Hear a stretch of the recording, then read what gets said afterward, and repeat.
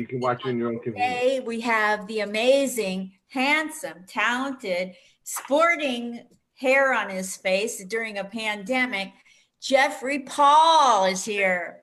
Actor, comedian, podcaster. He was in The Irishman. He's got a popular podcast. Oh my gosh, Jeffrey Paul, hi. Hey, Linda, how are you? Wonderful, thanks. How are you? I'm good, man. We're hanging in there. You're out in the New York area, right? I am. I live in Staten Island. Staten Island, wow. So what's it been like? I mean, you've gotten the worst. People out here think that this is a hoax, and you're out there where it's really happening. Yeah, it's not a hoax. I know I have so many friends and family that work in hospitals and saw it firsthand. And we were just talking about this, that in April, how bad the hospitals really were and how overcrowded. So this isn't a hoax. And there are even still people in New York City hospitals with COVID. So this isn't a hoax. This isn't a conspiracy. This is a real virus that really does serious damage to people. Yes, yes. So have you had friends or family affected by it, or neighbors? Yeah, I've had friends, family, and neighbors all affected by it. I thought at one point in April we were going to lose my brother-in-law. He was so bad, it collapsed lung. It's the virus, and then it's the effects of the virus that really put people in damage. And this is a guy who's relatively healthy. So and you're like, it's not going to be me. It's not going to be me. It's not going to affect my family. Well, it affects my family. It affects my friends. It affects a lot of people I know. Yes. One day, I'm out here in Vegas now. One day, I saw 5 people in the comedy world in the East Coast who died in one day. Yeah. So how could it be a hoax? Yeah. Not a hoax. Not funny Worldwide at all. hoax. It's a worldwide hoax. You get 13 people in a room to try to decide on what the color of the room is. You couldn't get an agreement, but you can get all these countries and all these people to kind of make this like a big conspiracy and a hoax. Not. What a world that we have to argue. Even during a worldwide pandemic, people have to pick sides and start arguing. I just can't understand. It's like you would think that since the early 1900s, the 1800s, and how divisive our country was, and here we are in 2020, and it seems like we're not progressing anymore. We're starting to regress again. We did see progress. You saw progress between the 1960s and the 2000s, but now we seem to be regressing. Yes. And I sometimes think that people kind of focus it in the wrong direction. I really think that what needs to change in this country is the policy, and the people who need to be held responsible are the policy makers. Wow. Start at the top and hold them accountable. 100%. 100%. That's how you're going to get real change. I'm so glad that everybody is out there protesting civilly and not giving up. Like the numbers keep getting bigger and bigger. It's not dwindling. It's not going to go away this time, I hope. Yeah. On Sunday, I took my niece. There was a rally not too far from where we live, and we went down. And I got to tell you, it was very, very respectful, very, very peaceful. The people talking gave credit to the cops for maintaining peace and even leading the protest. That's what you want to see. You want to see, the protesting, but you want to see the protesting leading to something. You want to see some type of change happening. And that was nice to see. Let's talk about your life. Where did comedy and acting start? Where did you get your start? Those are two different things. Okay. I acted and wrote sketches as far back as high school. Okay. I wrote, and I didn't do it for a long time. I've done a lot of different things in my life, but there came a point where I really wanted to do stand-up. I've always wanted to do stand-up. And then I just said, you know what, I'm going to just write. I spent about 9 months just writing, trying to come up with a good 5 minutes. so I can go out and do an open mic. I went out and did an open mic. Nate Bargatze was there and Dave Smith. And afterwards, we went out to this bar and they schooled me on what to expect in doing stand up. I wound up doing a gig that night. I got a 10-minute spot. I only had 5 minutes of material and burned through it in about 3. And I just went up and I plowed through and did it. And the first year, I must have done, I don't know, 3, 4 mics a night. I would go up about 15 times, at least 15 times a week, and just keep, learning. And then I wound up getting a hosting gig. I had in a small place, a weekly hosting gig that gave me a lot of experience and get to know a lot of different comics. And then I wound up getting my first paid gig. $5 and a beer was my first paid gig. And I just kept working at it. And the thing is, with the hosting and the hustle, it wasn't how many years in, it's how much time on stage I was getting. And the first year and a half or so is brutal. You look back on it and you cringe, but you need those moments to kind of grow. I don't know what it was with it. Somehow the acting interceded. Somebody saw me, asked me to do a commercial, and I wound up auditioning, getting a commercial for Ford, where it was like the principal role in the commercial. And since then, I wound up getting an agency, and they would send me out, and I would get like small parts here and there, local stuff. And then with The Irishman, I did this local TV show doing stand-up, 5 minutes of stand-up. Me, Vito Picone, remember Vito Picone and the Elegance, Little Star? Okay, they're a pretty big singing group back in the day. So he was on the show, and Gary Pistorf. All of us from this show wound up getting cast in The Irishman. I mean, I had to go out. I had to audition. I auditioned for Linda. What's her name? Ellen Lewis. Ellen Lewis. How can I forget? Okay, Ellen Lewis. I auditioned for her. She's probably the biggest casting agent in the country. And then it was just waiting, and you're waiting, because I auditioned in September and didn't get offered a contract and a role until the end of November. And the whole time you're on pins and needles, and they want, you got to have your availability. I needed to be available for the month of December, and we filmed it. And, a couple of scenes got cut, some lines got cut, but I still made it into the movie. And that was great. And from it, I wound up getting the role. I had supposed to have another movie coming out this summer. Who knows when that's going to be released? It's called Hungry Saints. And I'm currently working on another movie. I mean, we're just doing table reads because we're not going to be able to shoot probably until September. Tell me about your podcast. And by the way, congratulations on The Irishman and Hungry Saints. Thank you. But tell me about your podcast. Tell everybody. Yeah, I mean, the thing was, ever since, back in the 80s, I always worked in music. Growing up, like my first job out of college, I worked for CBS Records in the A&R department. I wound up doing security for bands like for about 19 years. And it's always been a passion of mine. So we were talking, I think, before we started about what we've been doing off, during this pandemic. And one of the things that, right before it started, me and my co-host, Sean Morton, who's also a great comic, he thinks he's better looking than me. He's not. But he couldn't be. but Sean and I do this podcast, and we bring in musicians, we bring in comedians, we bring in politicians, actors, and we talk music. And the podcast is called Who's Your Band? And we talk about who your favorite band is. So just this past week, we had, Robert Finaro. He was on The Sopranos. He was also in The Irishman. He was on Ray Donovan. And he came on and he talked about the Ramones. We've had, we've had so many people on, and we talk about all these different bands, and we really kind of get into it. And Sean and I, we know our stuff.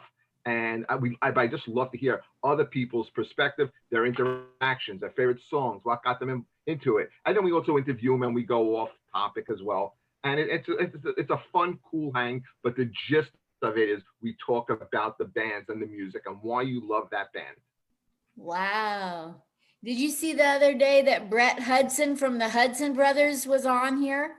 I missed the show. I saw that you posted it and I wanted to see it because You he's should- kind of an interesting guy. Yeah, you should reach out to him. He's very open to the idea of being interviewed. He's got it down pat. Oh yeah, I would love to talk to him. I did see a couple of interviews that you did. You did a great job with Sinbad. That was a great one. And Wasn't that so? That was so dope. yeah, that was really cool. And I also saw you did one with a guy who's coming on our show this week with taping. You had Rich Voss on, and we're gonna have Voss on with Carol Montgomery, and we're gonna be talking Bruce Springsteen. So look out for that. Rich Voss was a kick in the pants. He's hysterical, right? Yeah, he was so just himself. He wasn't trying to be anything he wasn't. I loved it. No, he's a good guy. He's really funny. Yeah. But you did a great job interviewing him. Thank you. Thank you. You have to take people where they're at. Not everybody wants to come on and be all goofy. Some people are in a serious mood. Yeah.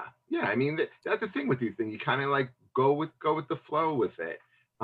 But you ask questions, and you pry a little bit, and you kind of like. I think the key to interviewing is listening and then following up with questions based on your guest response, right? Yeah. He was funny. Rich Voss was asking me about where I lived, and I saw there was something about how serious he was and who he is, asking me if I have a roommate. And I don't know where I came up with the idea to say I had a cockroach, but I do have cockroaches. Okay, that's something I didn't really need to know, but thank you. Rich is a great interviewer. We did a show at the Gramercy Theater in New York City, and the show was really, it was kind of more of a Q&A for Lenny Dykstra, the baseball player. Lenny had just come out with a book, and it was a bestseller. And I opened the show just doing a few minutes of stand-up. Then Rich came out, and then Rich interviewed Lenny to about almost a sold-out crowd. I think they had about 650 people in the theater. And Rich was amazing as an interviewer. I mean, his stand-up is untouchable, but as an interviewer, so underrated. He was great. Wow. You really I have to watch him do some interviews. I want to watch you guys in action. What time is what time is that podcast so I don't miss it? Well, I'll send you a link. Okay. And the best way to find us, I mean, we're on YouTube, we're on iTunes, we're on iHeartRadio, we're on Spotify, Podomatic. Those are the best ways to get us. If anyone just wants to hit me up on Facebook, I'll be more than happy to send them a link of the show. What's the name of the podcast again? It's called Who's Your Band? I'll send you a link, Linda. Got it. Yeah. I have to watch that. Yeah, we record on Thursdays, and it doesn't come out until Friday night. Okay. So it's not live, but we record it. Just like over now, because of everything, we have to record it on Zoom. But prior to that, we have this beautiful studio. We record over at Be Terrific Studios. They really take care of us. They do a great job. Actually, when we do film it live at the studio, it's actually a 3-camera shoot. So we're getting different angles. Yeah, it's a really high professional, high tech show. That's the way to do it, man. Yeah, we lucked into that. Yeah, awesome. What else have you got that is going to be the future of Jeffrey Paul after the pandemic, when God lets us out of our room? I'm working on a couple of things right now. I'm not at liberty to discuss it. In fact, after I'm done with this interview, I actually got to go to a meeting to discuss this project that I'm working on. It's actually a live meeting, not Zoom. So that's kind of interesting. But yeah, once I kind of get confirmation on it, I'll make a big announcement. It'll be something eye-opening. Also, you can come on here and make the announcement. I could do that. I also have, like I said, I also have another movie that I'm prepping for. Looking at the script constantly. I do once a week table reads with the cast.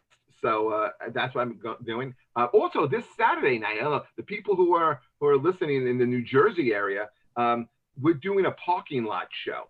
Okay, a stand-up parking lot show with the guys from AC Jokes and Steamroller Entertainment, and all the proceeds for the show are going to the local food, a couple of local food banks in New Jersey, in Clark, New Jersey.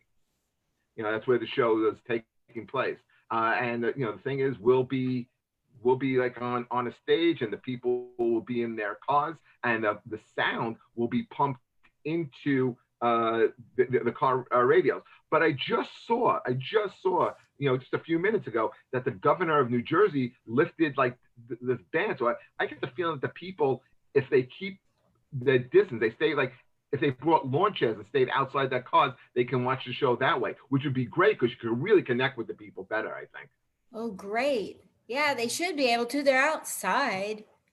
Yeah, yeah. And I know this show was supposed to be last week, and we already have a pretty decent advance sale. But when you're raising money for charity, it's never enough. You want to promote right to the last minute.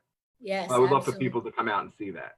And the charity is for food banks? Yeah, there's 2 food banks that we're going to be donating to. So aside from money, so they can get food, we also encourage people to bring canned food, so it won't go bad. What city and location is that show at? The show will be in Clark, New Jersey. I believe the address is 440 Masson Road. I don't have the information from it. I really should have prepared for that. They can Facebook you to find out if they're in the New Absolutely. Jersey. Okay, perfect. Absolutely. What And kind of? I've been posting constantly. Okay, if you post it, tag me so that I can make sure people see it. Thanks, Linda. Yes. Oh, are you kidding me? So it's my delight to have you on here.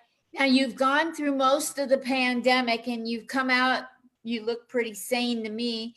So even though I look smoke and mirrors. Smoke and mirrors.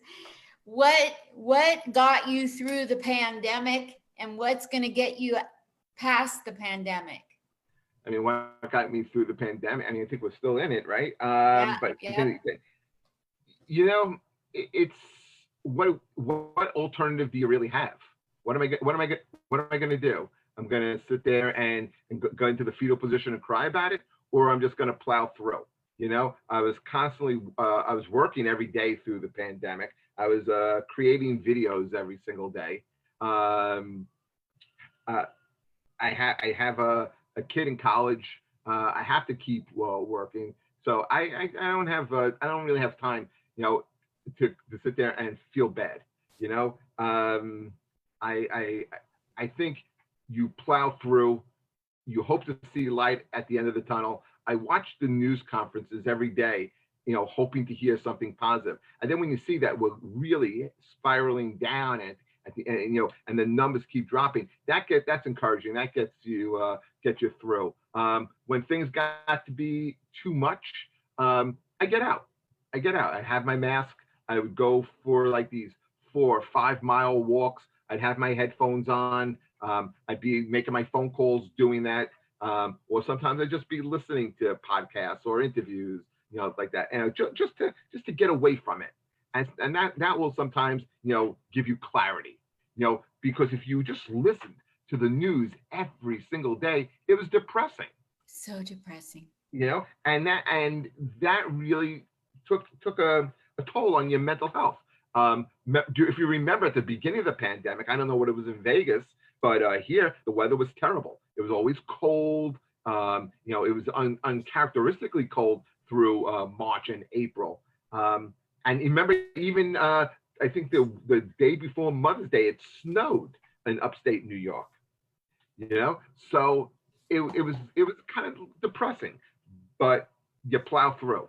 I mean, listen, you're a veteran. I know that from watching the interview. I didn't know that So again, thank you for your service, Linda Smith. Thank you. Yes, Me and Sinbad finally have something in common. he's he's a veteran.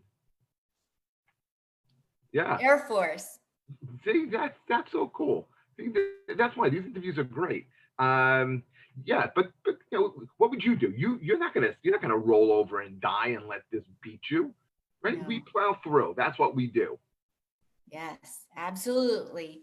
Well, I want to help promote anything you have coming up. Now you're a graduate of the Comic Spot, and so so anytime you have anything to announce, you can come back on.